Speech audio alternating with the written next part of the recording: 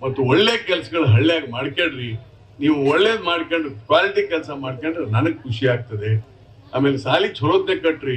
ಅವು ಸಾಲಿ ಕಟ್ತಿರಪ್ಪ, ಅವು 5 ವರ್ಷ ನಮ್ಮ ಕಣ್ಣೆದ್ರಿಗೆ ಬಿದ್ದೋಕವು.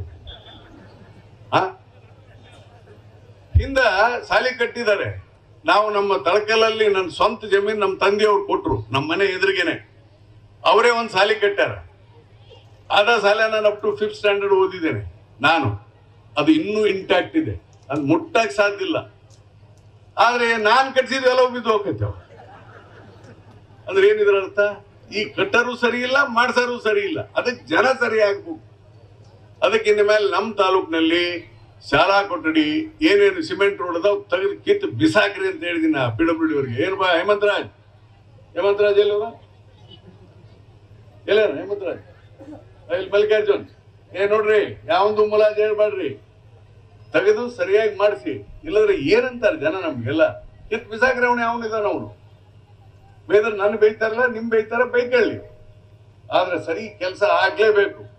V have to do. ಇಲ್ಲದ್ರೆ ಏನಿದೆ ಎಲ್ಲ you have to take strict ಮಾಡಿಸ್ರಿ ಅಂತ ಮಾಡಿ ಒಳ್ಳೆ ಕೆಲಸ ಮಾಡಿ ದಯವಿಟ್ಟು ಎಲ್ಲರೂ ಸಹಕಾರ ಕೊಡ್ರಿ ಅಂತ ಹೇಳಿ ಇವತ್ತಿನ ದಿವಸ ಇನ್ನೊಂದು ಕಾರ್ಯಕ್ರಮ ಇದೆ.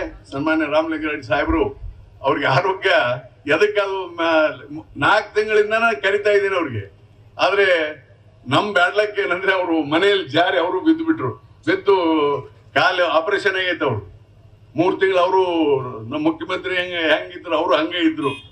ಅದಕ್ಕೆ ಇಷ್ಟೆಲ್ಲ ಇದನ್ನ ಇಟ್ಕೊಂಡು ನಮ್ಮ ಮೇಲೆ ಪ್ರೀತಿ ಇಟ್ಟು ರಾಯರೆಡ್ಡಿ ಅವ್ರ ಕಾರ್ಯಕ್ರಮಕ್ಕೆ ಬರಲೇಬೇಕು ಅಂತ ಹೇಳಿ ಫಸ್ಟ್ ಟೈಮ್ ಈಗ ಕಾಲ್ ರಿಪೇರಿ ಮಾಡ್ಕೊಂಡು ಮೊದಲೇ ಸಾರಿ ನಮ್ಮ ತಾಲೂಕಿನಿಂದ ಆಗಮಿಸ್ತಾ ಇದ್ದಾರೆ.